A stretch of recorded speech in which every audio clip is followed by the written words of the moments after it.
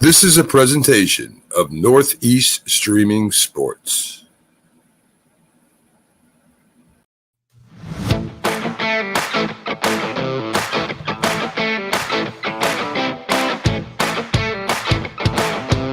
Good morning, everybody.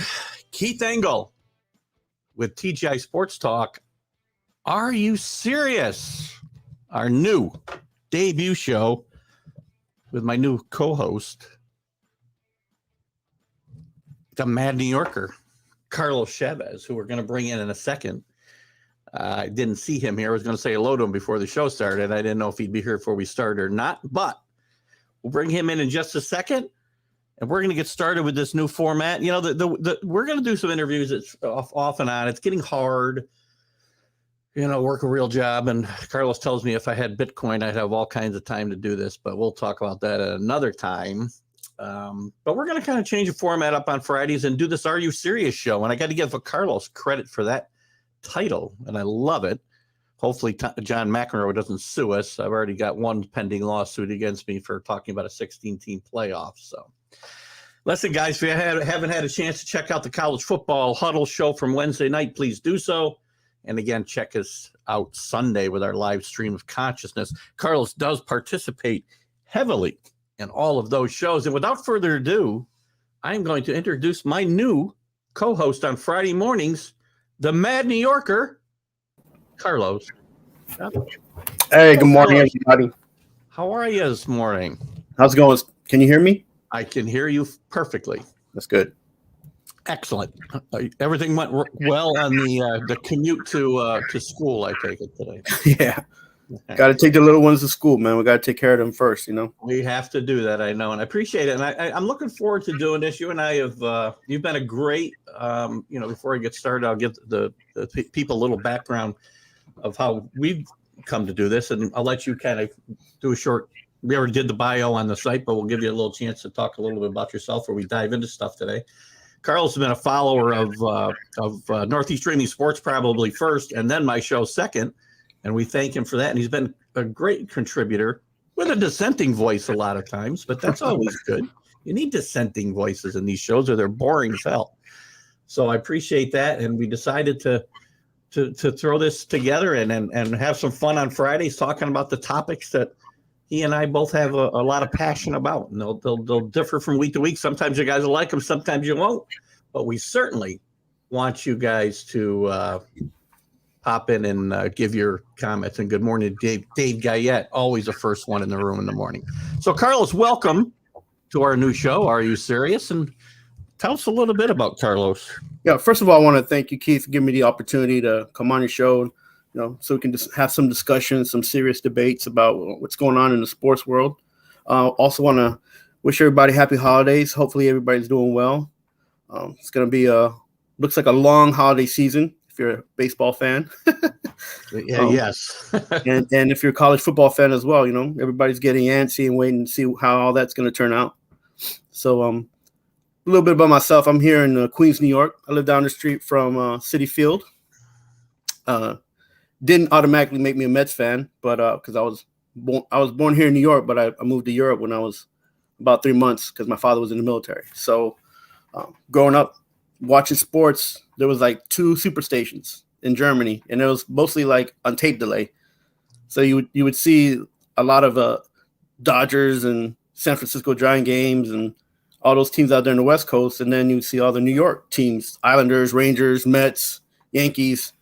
And because my family lived in New York prior to going to Europe, my mom predominantly stuck to those super stations because that's the news that she can, you know, hear from being away from home. So that's how I got started as far as watching games and, you know, rooting for teams from New York. Now, when I got back to the stateside and I got older, people said you can't root for the Yankees and the Mets. So I'll tell you what, though, say that, by the way, or the Jets and the Giants. You know, it doesn't matter who you really root for, because that's a private thing. It's a personal thing, and you know these fans can get at you all they want. But as long as New York's in some kind of championship game, it's always a good feeling. Good thing. Good point. Except for the Bills. I don't root for the Bills. Well, except the Bills. Dave Guyette just signed off. No, it's good. And you have a great perspective. And I know we get into some back and forth, especially with some of our viewers on the sidelines, even when we're having the shows. But that's all good stuff in my mind. People got to be able to have dissenting views and still get along. You know, there's going to be times on this show where we're going to probably go at it pretty good. And I appreciate other people's opinions. I don't think I know it all. I'm very passionate like you are about what I do believe. And I think that's the way we should be. And at the end, you should be able to say, that was awesome. That was fun. Go enjoy the games, right? That's right. Enjoy the spectacle. Enjoy the game. Enjoy the fact that you have an opportunity of being a part of sports history. You know, we often forget that these are historical events and they get put down on paper. And when we get older, we look back and be like, yeah, you know, I saw that, or I know what I was doing during that time frame, or I was at that game. You know, so we got to cherish every moment we have when it comes to a luxury of having a sporting event and being able to attend it or watch it, you know?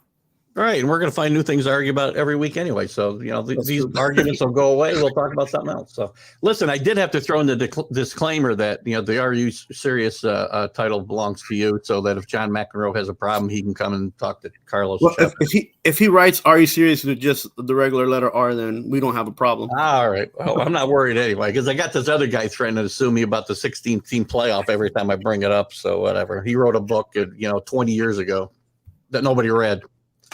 Yep. Oh, anyway. we're gonna talk about that because there's something that happened just last night. Well, jump in. So Hawaii has a 6-7 record, and eventually they're going to open up a bowl game so they can have an opportunity to play somebody. Yeah, this is something that I really look at. The NCAA is so screwed up. There's too many bowl games. We talked about this a little bit a few weeks ago on the college football huddle. Who wants to watch 6 and 7 Hawaii do anything after the regular season over, or 5 and 6 teams, or 5 and 7 teams? If that's what you're getting to at the end of the road here, then there's just too many bowl games. Well, here's the thing that the balance gets thrown off when these teams are good in their conference, right? But then they lose out of conference games, sometimes to better teams, sometimes to worse teams.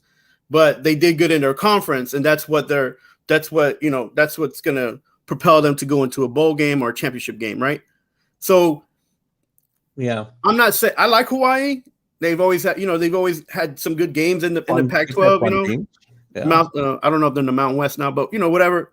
Like they can get competitive. They have some good players on their team, and I think that's what it's about. It's like, can we showcase our players at our university? That's what the bowl game's about, right? My opinion is I don't understand if that's the point in the case.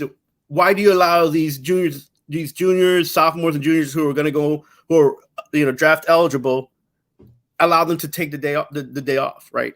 Yeah, because we're essentially doing and showcasing these bowl games with the lesser teams to show off these athletes. Yeah, They don't want to be at the game because they're going to go, they want to be ready for the combine and the draft.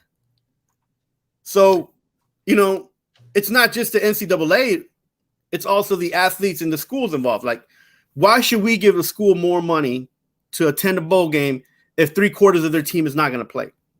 Well, there are rewards for the teams other than just money and whatnot, because they get that extra playing time. Teams whose seasons end, they're done, right? They can't get together. They can't practice. So there's, it's a month more of practices, which is always good for next year, right? For these coaches. And that's what they want to get in for.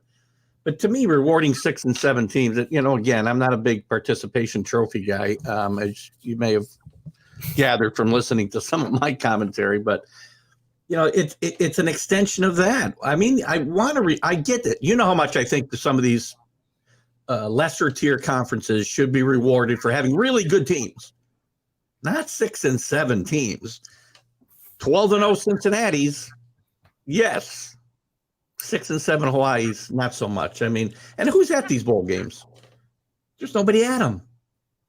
I don't know. Maybe they filled the Yankee Stadium for the Pinstripe Bowl. They probably did when Notre Dame was there, but I don't know about the other game. You Yeah, well, could better that. there's a lot of problems with the bowl games as far as like sometimes they're at stadiums that are way too big, like because the fan base have to travel if they're not from that area, and they're not regional. Yeah. So, but college football, like you have Division I, and then you have the Division 1A, and then you have the smaller groups, and then everybody's trying to get scholarship money for their players. And then when you see two teams that they don't look equally matched, it's a turnoff. Yeah. Even on television, you're like, why is Alabama playing Charlotte? Like, I went to a small school that was, Division I. People, whenever anybody heard our team playing a big school, our university got excited. Yeah. Our students got excited. But our city got excited, but the other town, they're like, man, we're gonna wipe the floor with these guys, Another sector that they speak to with these bowl games, and I'm included. I like to put a wager on a game, and these games are the hardest to kind of handicap because you don't know who wants to be there and who cares about playing. As you said, guys are going to protect their own interest by not playing in those bowl games. I don't know what one more game means. So you played the entire season. Why you got to set out this last game where your team's getting rewarded is beyond me. But the thing is that like you're talking about a bowl game that's going to get over 1 million views. Yeah, essentially, that's what they're hoping for, right? That's what ESPN, Disney. That's what they want. They want all these bowl games to have eyes on them. They want to sell ads and want to get. I get it. So. And if you want to put out a film, and let's say you're a wide receiver or a running back, and you don't get that many touches because there's 2 or 3 other guys, you want to be in this game. That's what I think, right? But sometimes these kids are like, nah, man, I'm not gonna get injured. I'm gonna save myself for the combine. I have good tape from high school and the big games that I played in. So that takes away from also the opportunity that that you were going for from the beginning. It's interesting that phenomenon just started. I mean, a handful of years ago with guys set out big games. We're talking about second and third tier bowl games, but there's guys who set out some of the major bowl games and even playoff games they've sat out in the past, which is crazy.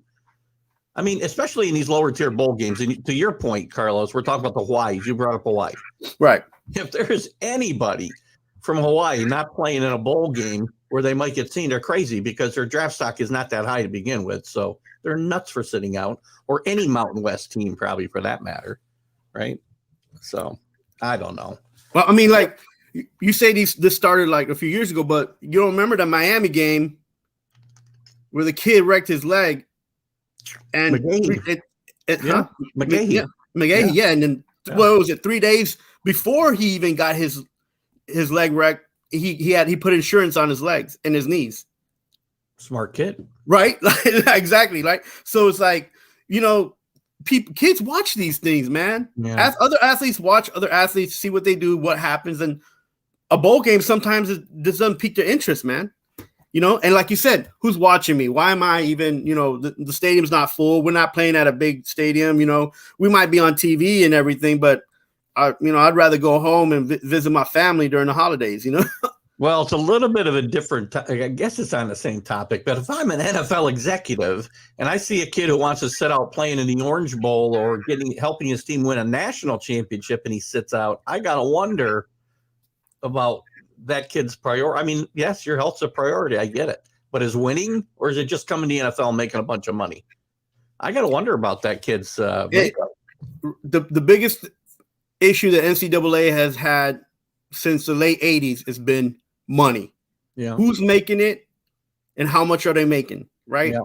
At the end of the day. And that's gone from the top of the organization and then spread out to the teams, to the schools. And that's one of your biggest issues. That's why you got problems with these coaches moving around. Yeah. Right? These kids in the transfer portal. And then you have NIL. And then you have schools that are saying, we need to go to another conference because our conference isn't strong enough. Right. It's all about, at the end of the day, it's all about money. which is sad. I watch the games, even though I might put money on a game. The game's still about the sporting event for me. Oh I yeah, don't get that has wrapped to up. happen so money could come in. But like the biggest mistake the NCAA has made, and look, we're only talking about Division I. The NCAA has what 3 divisions? At least, right? So At it's like this is the tip of the iceberg. And by the way, all those other divisions, man, you get a real representative playoff played, not 4 teams. Just I've seen some of these Division 2 and 3 games, and they're some of them are just crazy. You see those athletes who get the scholarships. You see them pop out a lot more on these games. You know what I'm saying? No, I agree. And there is a spotlight for these guys. I just think again, it's too much, and I don't need. I know ESPN's got to fill up their programming schedule through the month of December, right? But I don't need to see 2 bowl games between Rutgers and Bowling Green on a Tuesday night. I just don't. I mean, will I tune in and see what the score is? Yeah, but I mean, here's the thing, though. If you were alumni for Rutgers or Bowling Green, I get it. You be there. You're gonna take that flight. You're gonna tell your wife, "Hey, listen, we're gonna have a little trip before New Year's Day." Right? Alan says, Alan, welcome. 2 shows in a row. I'm glad to see Alan here this morning. He says Division I has, I think, 3 separate sections. But then the Division 2 and then the Division 3. Yeah, right. So, no, he's right. Football being played on those levels, by the way. There's some good guys. Look at, and again, I know I'm getting off topic, which will probably happen all the time. I have serious staying on point. One of the biggest contributors to the Patriots here is Duggar, who came from Division II, I think. I'm not even positive. Might even have been Division III. So there are good players. Jason, they can't get to the NCAA for FBS 1 for whatever reason, grades, whatever it might be. Right, whatever it is. Yeah. There's always some good players to be found everywhere. Let's transition a little bit. You mentioned the coaches moving around. Right. Yeah, coaches. And it's gotten crazy because it used to be. You'd see guys leave one job for a better job all the time, which you can kind of get. And I never we talked a little bit the other night about, the timing of when coaches leave is a bigger deal to me than anything else. Brian Kelly leaving Notre Dame when they've got a chance of still getting the playoff, slim as it might be, is crazy and not fair to the kids he's leaving behind. But it's not entirely his fault just because of the timing of the recruiting and signing periods and, But so you remember the time you see a Kelly's moved to LSU and a Riley moved to USC? They're not making upward moves; they're making lateral moves for more money. But lateral moves in the sense where they're like getting an opportunity to start over again, right? That's why I look at it too. Some of these coaches, I mean, they can maybe there should be a rule. I mean, maybe there should be a rule for NCAA and these coaches that give them like three different type of contracts, like 5, 8, or 10, right? You're either going to be at the school for 5 years, 8 years, or 10. So these ADs are going crazy. They don't know how to control the situation and make sure that these students are getting what they committed to, and that's the biggest problem as well, because then you're selling false goods, false advertising. Insane. So right now, Kelly's committed to LSU for 10 years. 10 years, $95 million. Yep. There you go. Like, he's not going to be there for 4. He's not going to be there for 5. They're not going to fire him. They can fire him. They still got to pay Orgeron. And I think they're still paying Saban. They're making a gazillion money. There's going to be a new TV contract starting up in a couple of years. They're going to make plenty of money to fire him and hire another guy for just as much money. But listen, if LSU picking up Kelly is a sure thing for the SEC to pick up more money, because people are going to want to see that, right?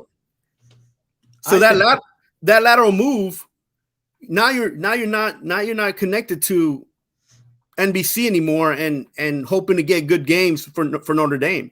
Now you got ESPN, Disney, SEC football giving you a little bit more money than NBC would, and you're going to be playing competition. So now you're going to have to put up or shut up. You say you're one of the best coaches, and now you got to coach these teams to at least in 10 years, at least 2 championships. Well, if he doesn't get one, I said the other night, if he doesn't get 1 and 3, he'll be out of there. He'll be gone. They'll eat the contract and go away. Well, Don't you know, negotiate like, a buyout. but here's the problem with LSU: they're not going to be able to afford to eat that contract, man. And they need to keep viewership, and they need to keep kids coming to that school because everybody's choosing Alabama. Yeah. You know what I'm saying? I get that part, but again, this isn't Brian Kelly's recruiting territory either. He's going to have to adjust there. He's a Midwest guy, not a Southeast guy. Right. And here's the problem Kelly has. Those 2 coaches that he had on the staff, they're staying in Notre Dame. Yeah, I think he was banking on those guys going with him. That's what I think. I know he's just walking in circles like what is he going to do? But there's going to be a couple coaches from the NFL that are going to fall in his lap for sure. Yeah, you know? well, possibly. Because these guys, this coaching carousel is almost crazy now as NCAA basketball. Oh, it's crazier in my mind. I've never seen it like this year. It's nuts. But you know, change is inevitable, right? Well, I get that, and that's well, it wasn't for a gazillion years in college football. Guys coach forever. Bear Bryant, Bud Wilkinson, these guys, Joe Paterno, these guys were there for a lifetime. Now you got to look at the cause and the effect of what's going on. Like these kids are dropping left and right from their commitments, right? So my idea of what's going on and what's been going on for the last few years in college football and even in NCAA basketball, man, why don't the high schools and colleges move up signing day to the first day of summer? You know, give these kids an opportunity to actually finish school, actually graduate, right? And actually have an opportunity to choose the right school that's for them, right? Because at the end, you know, the student is the one that's gonna affect the most. And I know I'm not even gonna try to argue for the parents where they want their kids, what school they want to go to, or if it's a school that, you know, that their alumni at, or that, you know, that they favor. Look, right now, look at Tom Brady. He's having a fight with Giselle about his son going to Michigan. You know what I'm saying? Like, we got to do what's, you know, we as parents, we can only do what's good for us. We know who pulls the strings in that family. So I know, but there you go. You know, like, says. if his kid wants to go to Michigan, let him go to Michigan. Look at Archie Manning. You know, everybody's pulling at his strings. Well, that'll be a topic for another day. But you're right. You know what I'm saying? Like, so we as parents, we got to do the best we can for our kids. But then this is the time frame where we gotta put them on a pedestal and say, hey, listen, you got to make the decision, and any decision you make will have consequences around, you know. Well, you know, Alan talks about how the major outlets are talking about, you know, what happens to LSU and USC instead of the negative effects. I think everybody's talking about the negative effects on these schools. It's obviously affecting them greatly. One of the reasons the transfer portal is what it is because kids shouldn't be locked in when these coaches can just jump and leave after promising them 4 years. Keith, again, this goes back to the kids making the commitment, not realizing at these big schools how competitive it actually is. Right? You come into the school thinking you're gonna play, and the coach is like, "Nah, man, you're a redshirt," or "Nah, man, you're not gonna play until next year," or "Oh, hey, you got to play tomorrow." You know, you coming out of high school, if you're a high grade, you know, 5-star, you know you're gonna play tomorrow, but mentally you're gonna be playing with these kids who are a little bit older. You got to step up your game. So, you know, at the end of the day, the people who are going to suffer the most are the athletes. Yeah. You know, always. You know, and again, I just don't think this type of movement amongst coaches, you got to be able to hold guys accountable a little bit more. And they're starting to do it with these huge buyouts, but the schools are making so much money that buyouts don't mean anything, right? I mean, okay. But, you know, to me, again, if we're going to be transient like this year after year, and all these big coaches are just going to move laterally because I can get $1 million more, I can get $2 million more. Not like Brian Kelly couldn't have made $95 million at the next 10 years at Notre Dame. He could have. He's making 7 or 8 now, so he definitely could have. I just think it. You know what? Here's the opposite side of this whole thing, and it's surprising to me. We've talked about guys moving laterally, where often it's guys moving up. Right. And a lot of the guys whose names are mentioned for all these jobs that have opened in Texas and in Florida, guys like Dave Clawson at Wake Forest and Jeff Traylor at Texas San Antonio, These guys have signed extensions. Hugh Freeze at Liberty, who's rehabilitated his reputation. They've signed longer term. Not that means they're going to stay, though. No. Right? No, that's a security blanket, man. Yeah, no, I get it. And, Dave Clawson, and I talked about this with Larry Sorensen, the color coordinator. I thought Dave Clawson would been a great fit at Notre Dame, to be honest with you. The cultures are similar. But again, isn't that a lateral move? No, that would be an upward move for Dave Clawson to go. No, but think about it, because think about it though, because Notre Dame right now they haven't been playing what is today known as tougher competitions because of the independent, right? Yeah. And Wake Forest, the ACC ain't that strong right now. Well, Notre Dame's going to have to tie themselves to a conference eventually. It's inevitable. They have to because of scheduling. Now, there are years, and I talked about this a lot this year too. There are years where, and their schedule is fairly consistent, except for 2 or 3 teams they swap out here and there. These last 3 years have been terrible, man. This is a very down year for the teams they play. But there are years this would have been an impossible schedule to play out too. Yeah, remember I mentioned to you, like Georgia Tech right now, their team is so terrible, right? It's not the coaches either. It's just the amount of players that they've gotten haven't been. There's been years where Navy had really good teams and beat Notre Dame and gave them a game a lot of years. And we know USC's history and the great history of Notre. They've had great teams. Stanford's had good teams. So this year, really, Notre Dame. I think these last 3 years, it's not just COVID, but the transfer portal has cut into these top tier teams as far as their depth is concerned, right? And when you lose a player, after a game, and you look on the bench, and he's essentially, instead of being a 4 or 5 star, he's like a 2 or 3 star.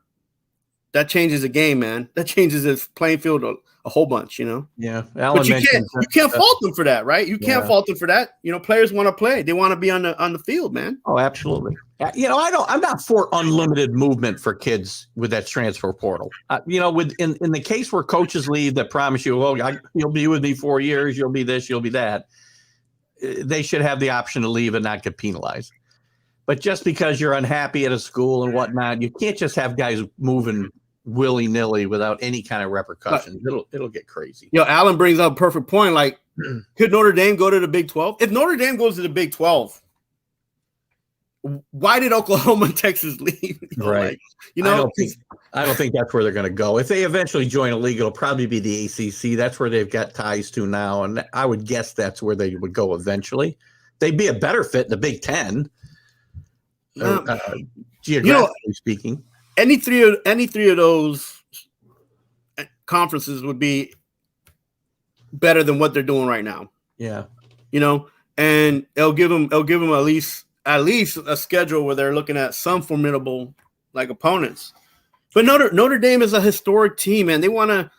I can see them going into the ACC. You want playing Boston College and they played there last year. And some of those teams.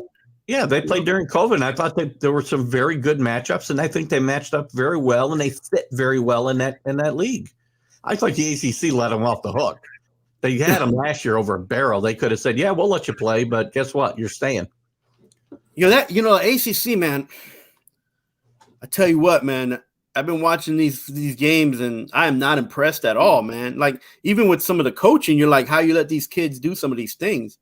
Like, there's some games that you don't see any scoring to the second half, right? Yeah. It's low scoring. And then you see the coaches just kind of I don't know if the coaches give up, the kids give up, or it's just terrible, man. Like University of Miami. Oh my God. Florida State. Oh Lord.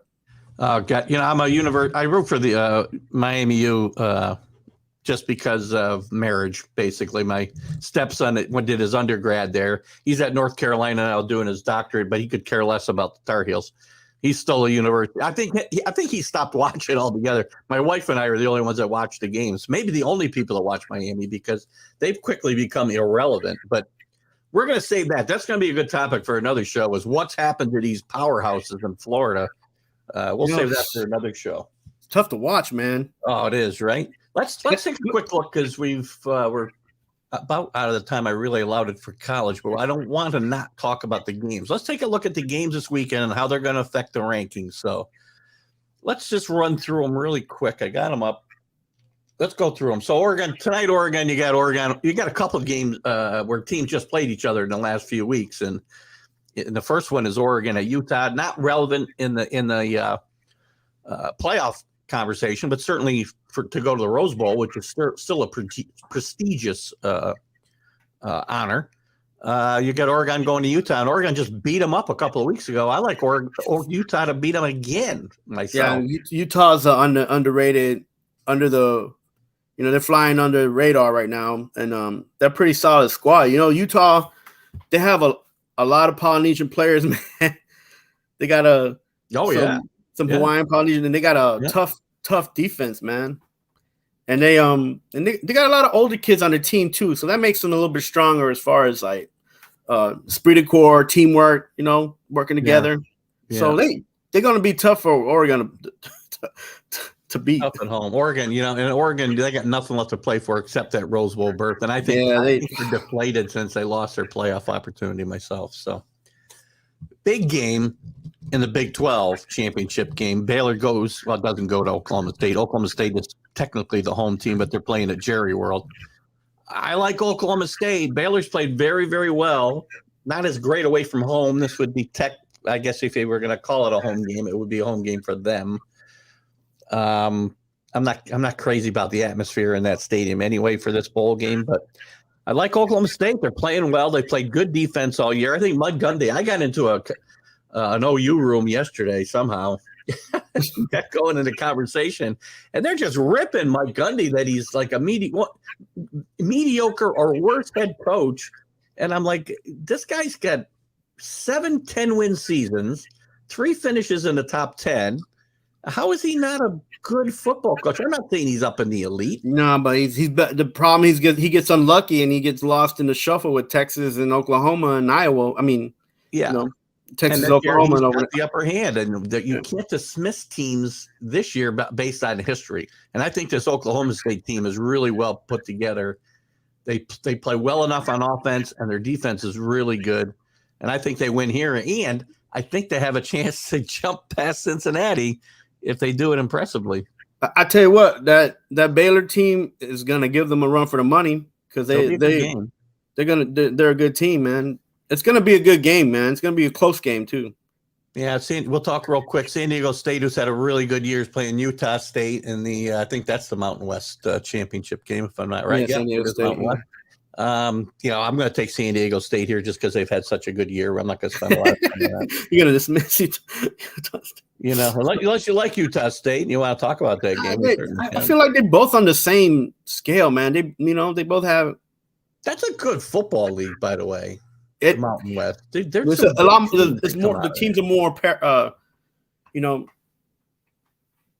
I would like that's where the AAC was going to go to kind of fill the gaps when Cincinnati and UCF and Houston leave. They were trying to raid this league for Air Force and can't remember the other teams now. Boise State might have been in there, so it's a good league. Louisiana, who just lost their head coach to Florida. Speaking of coaching carousels, they're playing a very good Appalachian State team. Raging Cajuns. Where I like Appalachian State in this game myself. Really? Because Louisiana lost their coach, or because not just because Louisiana lost their coach. Appalachian State has played in these games before. They played a lot of big games. They're good in big games. They play up to competition, man. They do. They play up to competition. Yep. That's why I like Appalachian State in this game. Now we're going to come down to one where, your an arch nemesis, Rick Sherlock, and you will have some debate. Oh, Rick's a good guy. Georgia against He has Alabama. terrible taste. I think, and I said it the other night, this is not a good Alabama team. Nick Saban, I understand, is, again, I think the greatest coach in college football history. I really do. And that's saying a lot because there's a lot of great coaches. We just talked about a couple of them a minute ago. But I think this is the year Kirby Smart gets over the hump. They're too good on defense, and they're good enough on offense to beat this team by a couple of touchdowns. I'll tell you what, like, Kirby Smart has one of the best teams right now in college football. And if he can't coach these guys up to get out of this Alabama rut, man, I don't know. Georgia alumni is going to be very upset, man. This was Mark Richt's problem when he was there, right? He was a really good coach. They had really good teams, but he couldn't get over the hump. I feel like it's the same story, man. Yeah. I feel like this is like 8-10 years ago, it's the same story. Oh, here we go. Georgia's going to play Alabama. And it's like, oh. I've just seen enough of Georgia to think that they're head and shoulders above everybody else right now. Oh, I really do. Yeah, but the problem is you got to win the games. I get it. You got to win the games. Here's a problem with college sports. Right? It's like all these teams come out ranked number 1, number 2, number 3. They're sweeping everybody left and right, but they're in their own little conference. They got their own little schedules. Now it's a championship game. Now you got to put up or shut up. If you don't show up, and if you're not coached well, guess what? That ranking didn't even matter to begin with. Yeah. This is where the rubber meets the road. I want to see Georgia win. Believe you me, I want to see Georgia win. I don't like Alabama for nothing. But this is where this is where the novel begins and ends today, right? They're right now sitting eating breakfast, and the coach is like, "Listen, guys, we got a big game. He's gonna get in these kids' heads. If you don't know how to win, you're not gonna win." And this is the thing with Saban. He teaches you that even though you're not at your best, you can still win. Yeah. Right? That's everywhere he's ever coached. Even when he was with the Dolphins, like, we ain't that good, but we're gonna try to win. You know what I'm saying? Like, he didn't last long there. Everybody talks about how bad he did in the NFL, but didn't he have a mediocre Dolphin team in the playoffs one year? The same team he had went to the playoffs the next year. Yeah. Think about that. And he put that team together. If he took the biggest problem Saban has is he's terrible coaching QBs. Well, terrible. If he'd chosen Drew Brees over Dante Culpepper, he might still be in the NFL. All of history would be different in the NFL and the college. It'd be interesting, right? What if? Look at all these Bama QBs that he's produced in the NFL. Yeah, Mac Jones. The man's going to the Super Bowl. He ain't going too far, to be honest with you. Let me tell you something. These other kids, they're like what, 6? They're not even third stringers, some of them. Yeah, I know. I think I don't know who it was. It might have been Mark Mancini brought up some of the guys. And other than Mac Jones, I couldn't think of any of them that ever played much. McCarron played about 4 games. People are upset about Tua. You can go back in time before Nick Saban and Alabama produced some decent quarterbacks when they didn't even throw the football then. Joe Namath and Ken Stabler, they didn't even throw the football in college hardly. Right? So, anyway, let's move on to the next important game, Houston and Cincinnati. And this game is played at home in Cincinnati. And I like Cincinnati. You know how I feel about them. You like them Bearcats. I feel how much they deserve to be in this playoff. It's going to be a tough game for them, though. This isn't. What if Houston wins, Keith? What are you going to do? Oh, Cincinnati's out. Easy. I'll have to say I was wrong. This team is a really good team. I know you put them down. You put down their quarterback. Well, he's not even ranked, man. He's not even ranked. Oh my God, he was at least listed in the top 12 Heisman guys, but he's a good veteran quarterback. Is he going to be an NFL star? No. He might latch on somewhere as a backup for 10 years, though. He's a smart kid, and he plays like a veteran, and he doesn't make a lot of big mistakes. You know what I like that he's persevering, man. He those third down conversions he makes, man. He's talking about a team that plays up to their competition. Cincinnati's done that, and they've also played down to their competition. That's been their problem, and that's why. Man, I saw a couple games Cincinnati. I know. I was like, how does Keith like this team? If they playing a terrible team, and don't watch them when they're playing. I don't know who else. Who's the horrible? Tulsa and teams. That are not playing that's the game I watched. That I was like, how is this team going to be ranked, man? They can't even compete with Tulsa. Another big game that I like this one I like an upset in though. Michigan and Iowa. That game's going to be at Lucas Oil Stadium in Indianapolis. Michigan, I really believe I thought they'd get killed last week. I really did. Oh, very impressed. Did. They left it all on the field, I'm afraid, though, and there ain't going to be much left in the tank this week against still maybe a little disappointing Iowa team in midseason, but they've righted the ship. They got a really solid coach, really solid defense. I think Iowa squeaks one out here. That's going to be a close game. That is going to be a very close game. And if Michigan don't score 14 points in the first half, they're not going to win this game. Agreed. Because the one thing about Michigan is that their comebacks are atrocious. Yeah, they can't do it. That's for sure. They have to play from in front. I agree. Yeah. Because it just steamrolls out of control when they get behind. I've seen a lot of that That's what I thought would happen against Ohio State. Now Iowa, it takes them a while to score, man. They got a good defense, but they don't put up points as fast enough, man. Yeah. So, it's a good matchup, to be honest with you. If you like football, all these matchups are really good. I think this weekend it's going to be a fun championship weekend. I'm looking forward to it. It started tonight. We left out the ACC. We can't forget Pittsburgh and Wake Forest playing. That game may go until about Sunday morning. Who do you got, Pitt or Wake, man? Once they get to that 2-point conversion thing in overtime, they may go until Sunday night sometime. I'm gonna tell you what, this quarterback, this kid, he's gonna let it fly, man. Pickett, yeah, good player. I think him and Young are the top two in the Heisman race right now. I think Pickett's gonna put it on his shoulders and show people what he's about. Yeah, because let me tell you, because if he doesn't, they have nothing else. I mean, like. So let's talk about those games we've talked about, and I want to get on from college football here, but maybe we should have just talked this entire hour about this. But the rankings, if Michigan loses, do they fall far enough to fall out of the rankings, or do they stay in? They play a tough Iowa team. It depends on the loss. If it's like a field goal, they won't fall far. I've read some articles about the only team that can really move up is Oklahoma State. Notre Dame, they don't see moving up because if they thought they can't, they don't play, right? So they won't drop anybody who loses below Notre Dame because they believe Notre Dame's the number 6 team in the country, and that's it. Right. So with that said, that means there's only 5 teams that got a chance to get in this playoff. So that means, does Alabama or Michigan have a chance to get in, even if they lose this weekend? Yeah, so Alabama would be in shoe-in before Michigan. Because they play in the SEC. Yeah. I mean, either one of them should get in with 2 losses myself.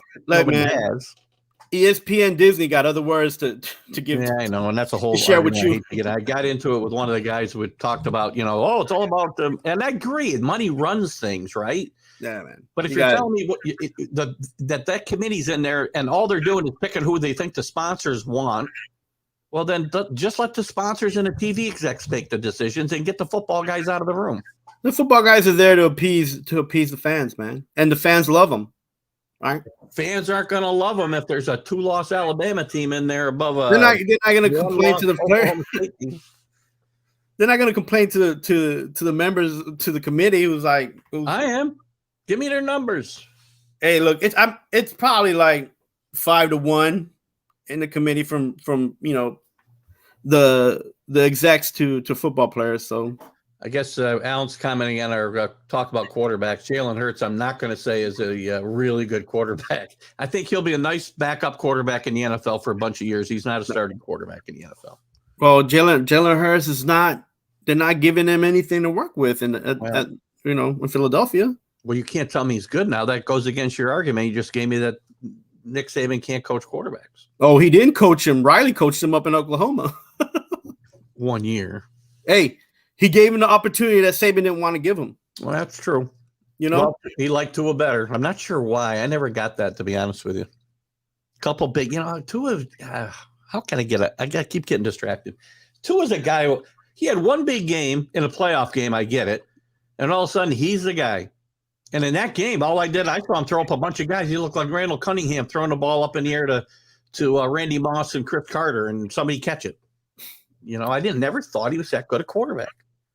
Yeah, I don't know, man. Tua, hey. I'll take Ritter over Tua any day. There you go. There's a debate for you. Let's move on a little bit. We'll recap all this stuff where we were next week, obviously, and how wrong I was about everything, how wrong you were about couple things. Let's talk a little bit about the lockout. We got 15 minutes left in the show. I want to talk about the Major League Baseball lockout. So what they want? What do the players want that the owners won't give them, man? Well, the big thing is they want more of the revenue sharing because these guys aren't making enough money, obviously. And again, this is why fans can't get wrapped up in this. It's billionaires against millionaires, and who cares about the money? They want more revenue sharing. They want what was the other thing? Look, right now it's 57-43. Right, and they want it to be like 60-40. What do they want it to be? They want at least 50-50. Well, that's crazy. They don't own the teams, I mean, I should go to my boss and say, I want 50% of the profits. Get rid of my salary. They don't want the teams? They don't own them? Man, look, these players handicap all these teams when they get these huge contracts. Well, they handcuff them, man. They can't. Yeah. These teams can't do anything. MLB is floating more teams than any other league. That banner. Think about that. All the other leagues, they got teams that some can kind of just run themselves a little bit. Yeah. Got some cash flow. MLB, they floating teams, man. What about so we got the revenue sharing. The other thing is years to arbitration. No. I'm going to shorten it. The owners want to make it not even years. When you reach 29 and a half years old, you can be a free agent. Everybody can be a free agent when you're 20. Okay. Players are never going to sign off on that because they want to be able to make money earlier in their career, not later. Look, if I'm an MLB executive and owner, this is what I would put on the table, man. Okay? It's like, you guys want revenue sharing be 50-50? Great. Now what we're going to do with the minor league system is we're going to have rookie ball, Division I, Division II.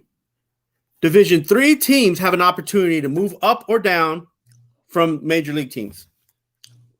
Well, that might work in England for the soccer. Hey, look, regulation is the best answer to business. Fans are never going to understand that here. We're not as smart and as intelligent as the guys over in Europe. We just aren't. You got these kids that aren't like, I can't even call them kids anymore. You got grown men playing 3-ball that should be in the league on some of these teams, man.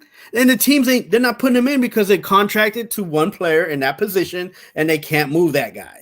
Well, think about it. That's not going to change with anything to do with this lockout because all you need is one dumb owner and everything blows up. That's why we've gotten to where we've gotten as far as the reason why this is where it's at is because the Major League floats these teams and they not getting the votes for Major League to allow them to move. There's no incentive. They owe Major League. Wow. Look, the Royals, Athletics, these small market teams, they owe Major League Baseball money for being a team. They owe them money. How can they owe them money when they take? That's the other thing on the table is a luxury tax, right? Which, to me, if you're going to put a max you can spend, there should be a minimum you got to spend.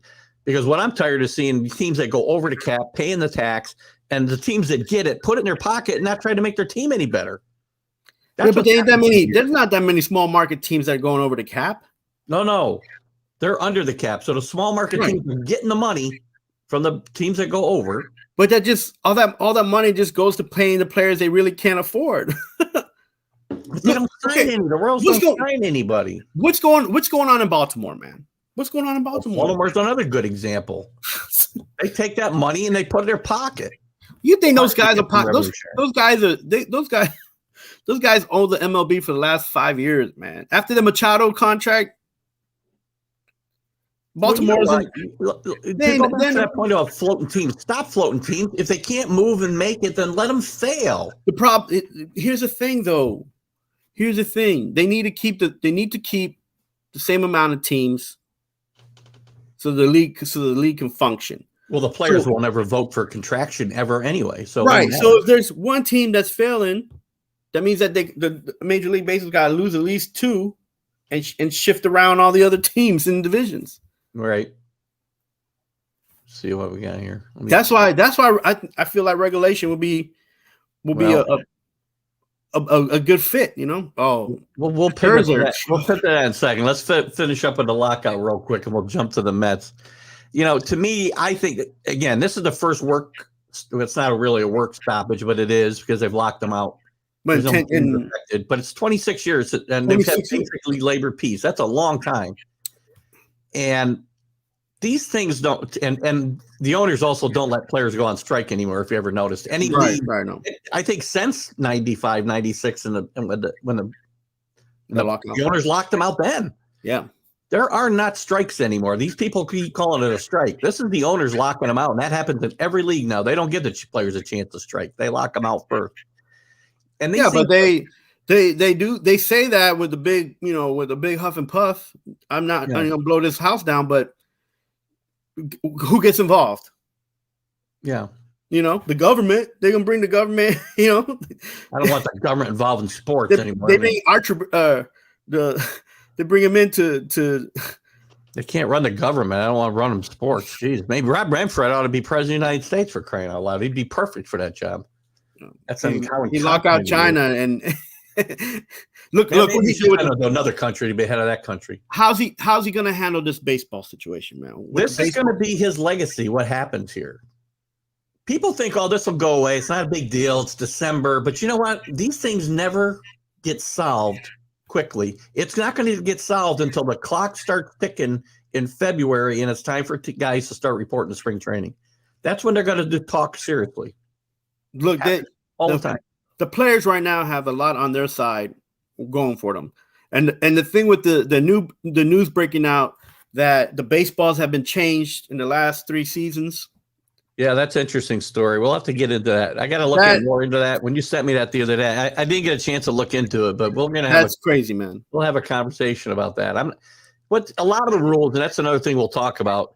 Some of the stupid rules they put in, which one of the things about this new bargaining agreement, a lot of it's supposed to go away. The runner on second base, the 7-inning doubleheaders, the things that just drive me crazy. A lot of that's supposed to go away. But Dave Gatt says, do we think spring training will start on time? I'm highly skeptical that it will. I think it'll start on time because at the end of the day, the owners haven't made any money in the last 3 years, man. They're still in the red, Yeah.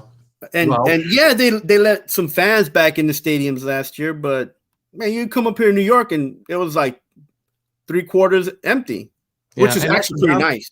That's the downside of the owners locking the players out. They're going to have to keep paying them. If the players go on strike, you don't have to pay them. So maybe they ought to reconsider that strategy. But some players got guarantees though, bro. So they're not even going to jump that line.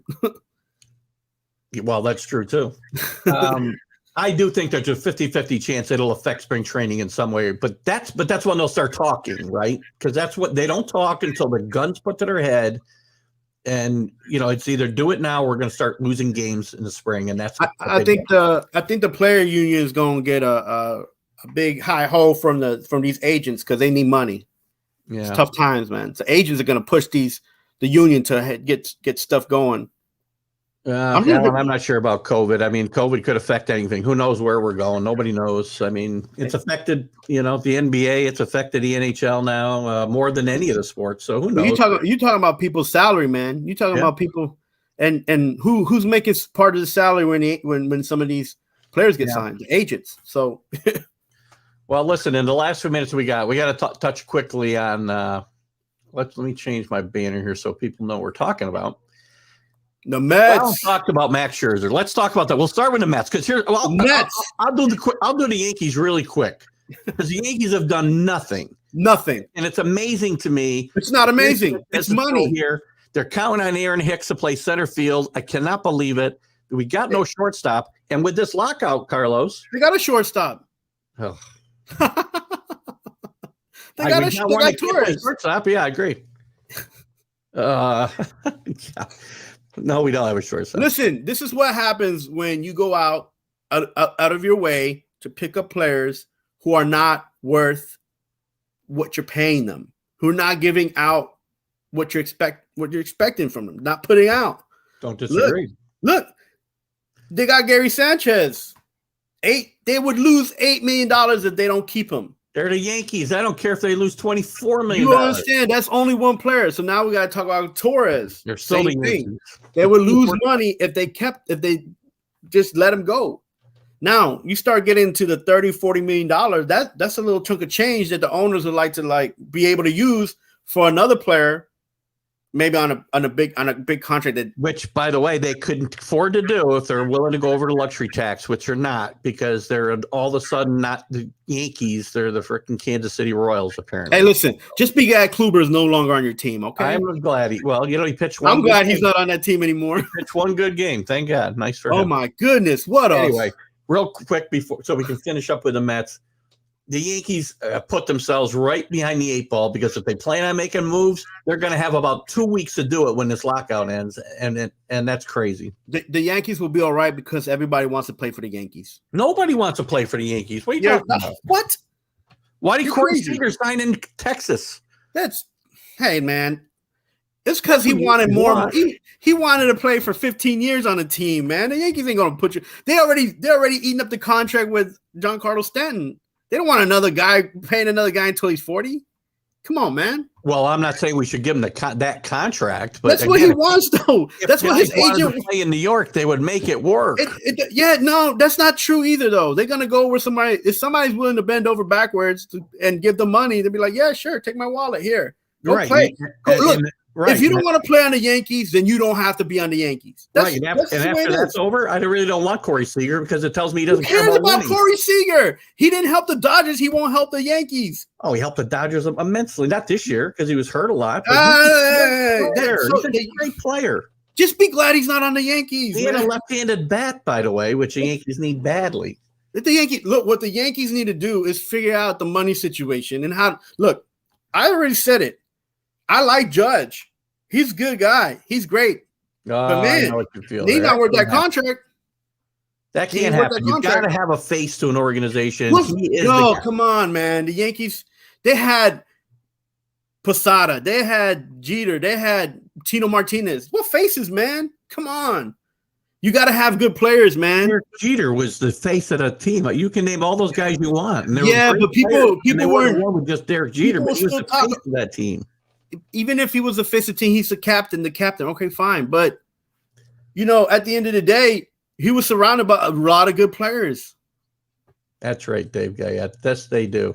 Cashman isn't as much a problem as the owners. Here. Hold on. Alan says, I think Texas getting Seager and Marcus Semien was big. Yeah, they paid a bunch of money.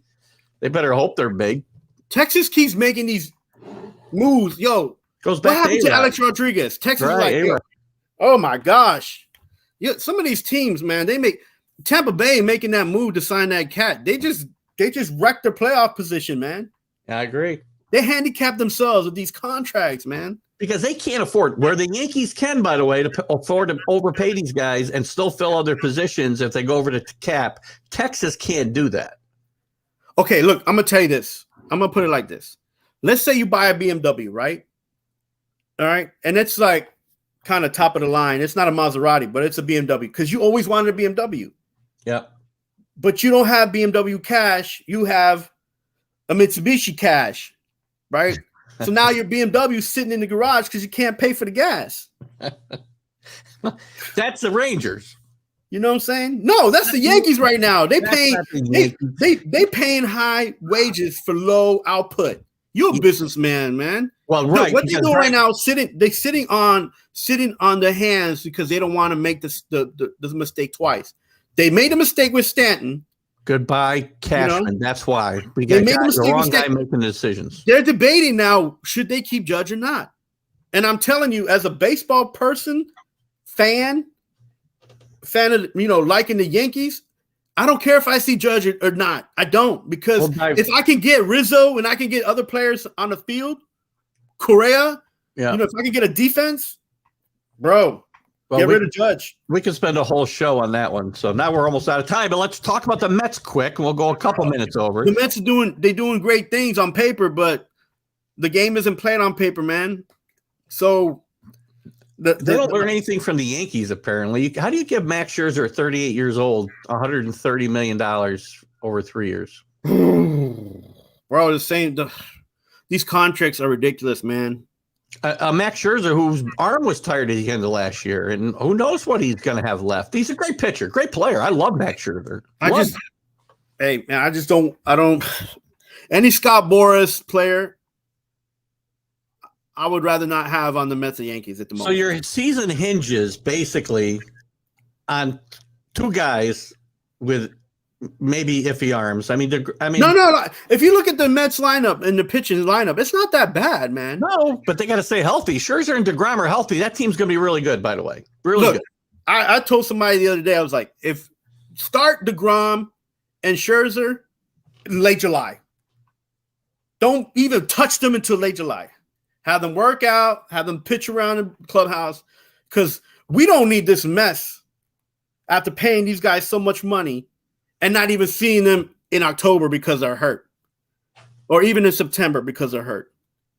Start them in July. Why not? You can do whatever you want. Look, you got two pitchers who are like pretty decent out of the race in July. You got Peterson and you got McGill. Yeah, they need to pitch. They need to get stronger. They're young. They can carry a few games. Look, the problem with the Mets at any rate, it wasn't always pitching. They lost about 20 games, from 1 point by 1 point. That's crazy, man. Yeah, and they also need a manager. Yet. They haven't even hired a manager, and they're going out and signing guys that the manager may not even want on his team. Oh, are you serious? You don't have a manager. So now they got to figure out who's crazy enough to come in and balance out this roster, which, by the way, was put together by not only Sandy Alderson, man. So you got to give him a little bit of credit. And Epler. Epler has his connections, and he got these players here. Now, I'm not sure about Marte as far as attitude and being a good teammate. He's the only good sign. He's the only signing I like. I like Marte a lot. He's a good player though. Eduardo Escobar, great third baseman, is gonna help out. Now, Upler already said he's gonna keep JD Davis, he's gonna keep Smith, and he's gonna keep McNeil. So the Mets are deep right now. And then what about Cano? And that's another person coming up. I don't care if Cano comes off the bench and plays 3 or 4 games. He'll be happy with that, right? He was one of the best hitters for the Mets before he went. I understand, but he's not going to settle for that role of playing, 3 days. He can't fight the fight anymore. But you have an unhappy guy in your team, which leads to more unhappy guys. Cano's not going to be unhappy. He's getting paid whether he goes to the Mets bench or not. He's going to get paid. Just do probably some steroids and make himself do better and be able to pass Escobar. He's been playing. He was playing very well in the Dominican League, and then he got 2 weeks ago he got hurt. Yeah, and now he's waiting for this injury to recoup. It wasn't a big injury, but he got a muscle strain. But whatever. Look, Cano will be all right. The Mets are going to be okay if they can learn how to play together and get some hits, man. Well, we're going to have all winter to chat about this. And you know what? We went a long time on college football today, which we had to. And maybe we're going to limit our topics a little bit because an hour is not as long as we think. And we got a lot to go over back and forth on these topics. But I think it was a first good run, Carlos. Thanks for being with me today. I look forward to it next week. Thanks for having me. Yeah, man. You came in and commented, Alan and David, and all you guys who didn't comment, and all of the groups that will allow me to share it to them later. Thank you very much for our initial Are You Serious show with the Mad New Yorker, Carlos Chavez. Thank you. We'll see you guys. I'll see you guys on Sunday. Carlos will probably pop in and irritate me about something, but that's fine. I'll be around, guys. Thank you for having me. We'll see you next week. Happy holidays, guys. Have a good one.